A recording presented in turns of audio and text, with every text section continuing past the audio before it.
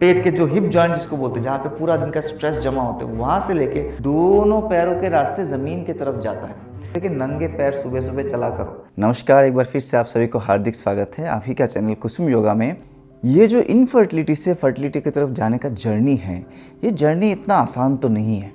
कई महीने कई साल बीत गए हैं, आप लोग प्रयास कर रहे हो, ट्राई कर रहे हो, बहुत सारे डॉक्टर दिखा लिए, बहुत सारे आपने टेक्निक्स अपना लिए, अभी योगा भी आप कर रहे हो, फिर भी हर महीने कहीं ना कहीं एक निराशा ज़रूर आ जाता है कि शायद इस महीने सब कुछ ठीक हो सकता था लेकिन फिर भी नहीं हो रहा है। और देखिए, इसमें टाइम लगता है, केस स्पेसिफिक है। जिसको बहुत दिनों से प्रॉब्लम चल रही है उसको ठीक होने में भी थोड़ा सा ज़्यादा समय लगेगा।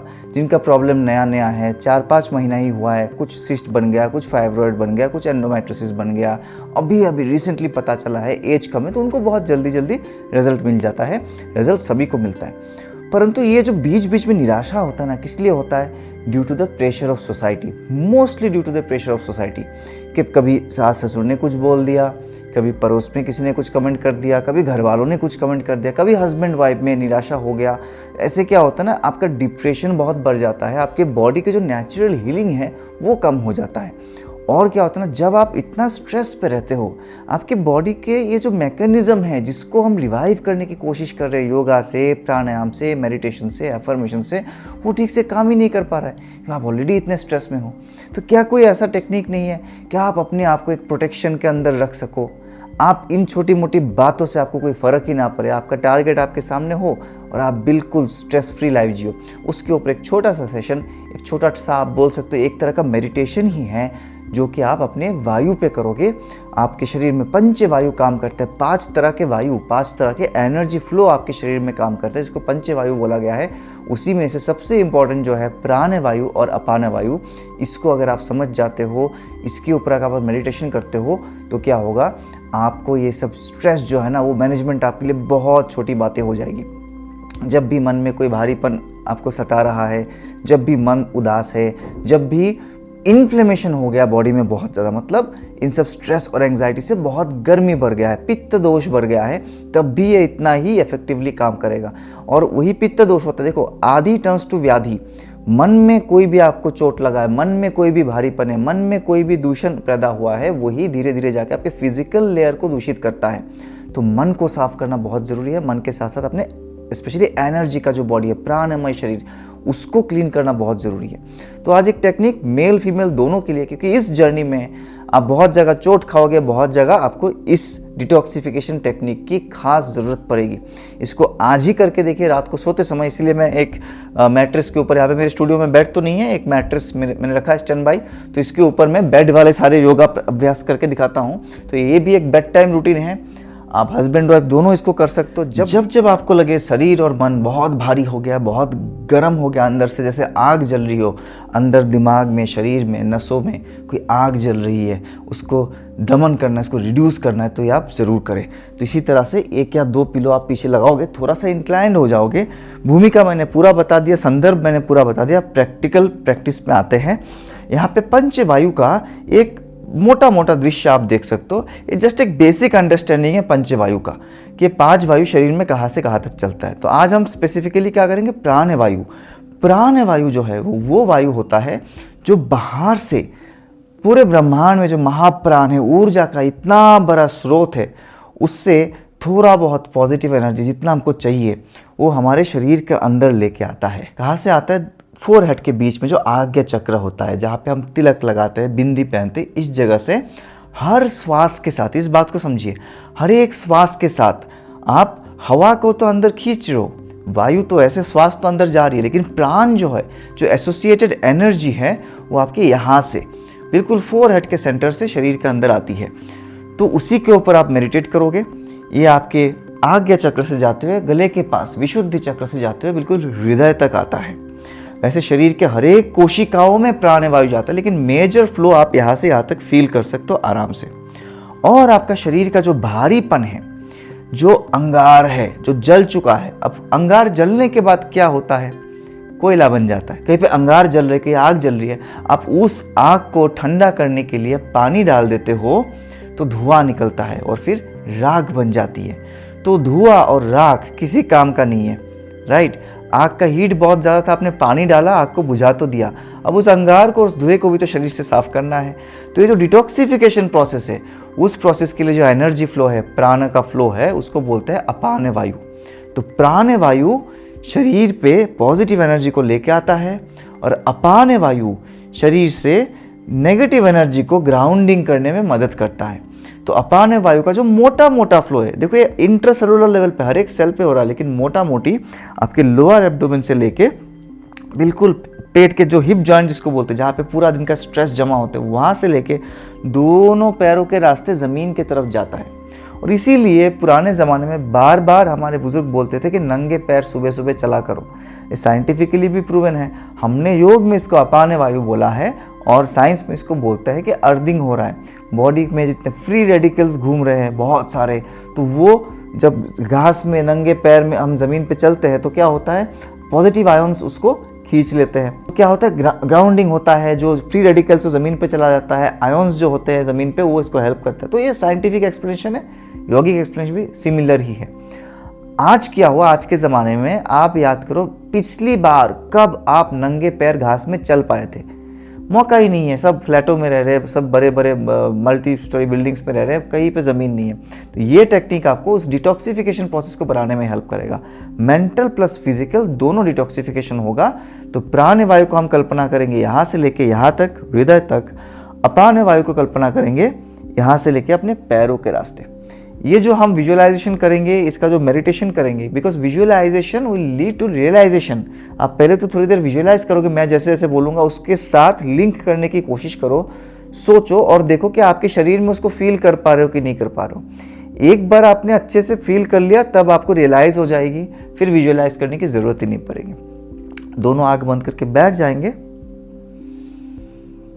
Normal slow and deep breathing करते रहे, बिल्कुल स्लो एंड डीप ब्रीदिंग। धीरे धीरे श्वास भरे, श्वास आपके नाक से आ रही है, नाक से उस ठंडी हवा को, ठंडी और ताज़ी हवा को अंदर आते हुए महसूस करेंगे और मुंह से फूंक मारते हुए श्वास को निकालेंगे।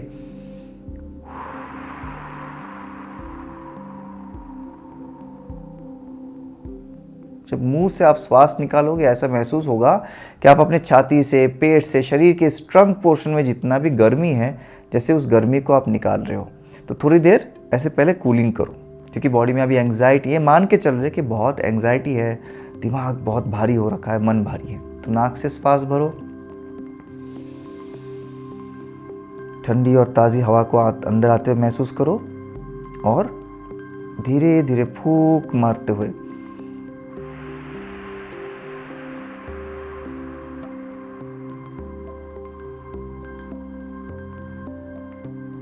श्वास को बाहर जाने दो। अब इस अनुभूति को थोड़ा सा और गहरा लेके जाएंगे। अपने हाथों को ना, राइट हैंड को आपके हार्ट के पास छाती पे रखे, लेफ्ट हैंड को अपने नाभि के पास रखे। तो अनाहत चक्र में दाहिना हाथ और जो बायां हाथ है उसको मणिपुर चक्र में रखे। इस बार जब आप श्वास भरोगे,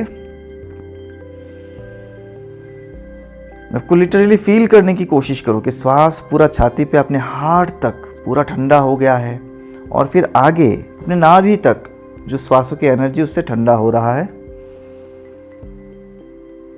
और जब मुंह से फूंक मारते हुए श्वास छोड़ रहे हैं,